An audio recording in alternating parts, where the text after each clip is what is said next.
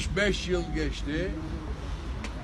3 Mayıs haksızlığa, tek adam zulmüne, adaletsizliğe karşı Türk gençliğinin Cumhuriyet tarihindeki ilk sivil direniş hareketidir.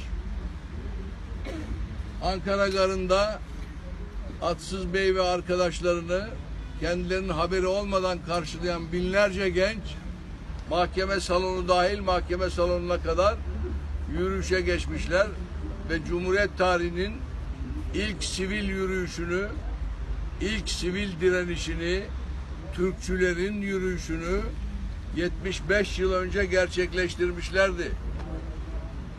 75 yıldır Türkçülerin bu yürüyüşü devam ediyor.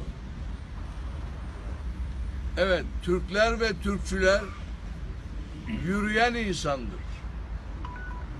Buna Anadolu'da yörük derler.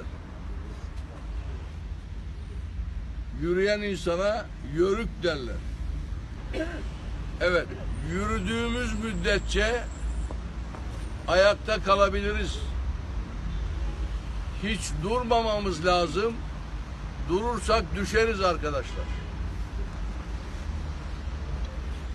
3 Mayıs Türkçüler Günü, bunun anlamını arkadaşlarımız anlatacaklar.